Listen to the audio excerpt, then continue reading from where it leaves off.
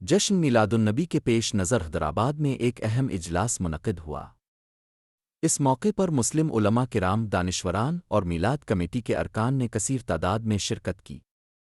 اجلاس سے خطاب کرتے ہوئے حیدرآباد کے ہردل عزیز پولیس کمشنر سی وی آنند نے حیدرآبادی مسلمانوں کے جذبے کی ستائش کی اور کہا کہ حیدرآبادی مسلمان امن اور ہم آہنگی کے حقیقی علمبردار ہیں۔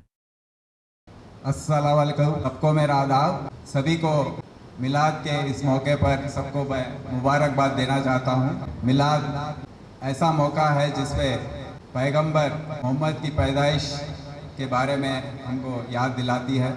ہم سب جانتے ہیں کہ ان کی تعلیمات میں ظلم کے بدلے میں انصاف، نفرت کے بدلے میں محبت، جھگڑے اور تشدد کے بدلے میں امن کو سکھایا گیا ہے۔ رحم اور غریب کو مدد کرنے کے بارے میں کہا گیا ہے۔ آپ سب کا بہت ہی میں ذاتی طور پر اور حیدرآباد سٹی پولیس اور تلنگانہ ریاست کے سرکار کی طرف سے آپ سب کو میں دل کی گہرائیوں سے شکریہ ادا اس موقع پر بولنا چاہتا ہوں، کیونکہ آپ سب نے اس شہر کی فضا اور تہذیب کو بچانے کے لیے اس کو نظر میں رکھتے ہوئے اس جلوس کو اس سال بھی آپ نے ملتوی کرنے کا فیصلہ جو لیا ہے، بہت ہی دور اندیشی ہے اور امن پسندی ہے۔ شہر کا جو گنگا جمنی تہذیب کے بارے میں ہم بات کرتے ہیں، جو ایک دوسرے کے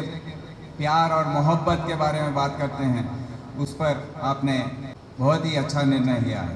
اس شہر کا امن برقرار رکھنے کے لیے آپ نے جو کیا ہے، اس کے لیے میں پھر سے شکریہ ادا پیش کرنا چاہتا ہوں۔ اجلاس میں موجود علماء کرام اور دانشوران نے میلاد النبی کے موقع پر اسلامی تعلیمات کے مطابق پرامن ماحول برقرار رکھنے کی تلقین کی۔ واضح رہے کہ 12 ربیع الاول 5 ستمبر کو مقرر تھا اور ہندو بھائیوں کا تہوار گنیش وسرجن 6 ستمبر کو تھا۔ تاہم حیدرآبادی مسلمانوں نے شہر میں امن و امان کی برقراری کے لیے میلاد جلوس اور جشن 14 ستمبر کو منعقد کرنے کا اعلان کیا تھا، جس کی ہر کوئی ستائش کر رہا ہے۔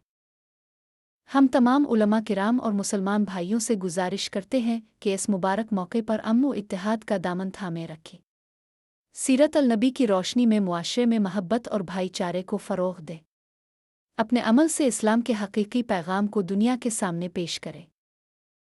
اس طرح کی ویڈیوز کے لیے دکن فائلز چینل کو سبسکرائب کریں اور تازہ ترین خبروں کے لیے Urdu news portal Deccan files کا مشاہدہ کریں۔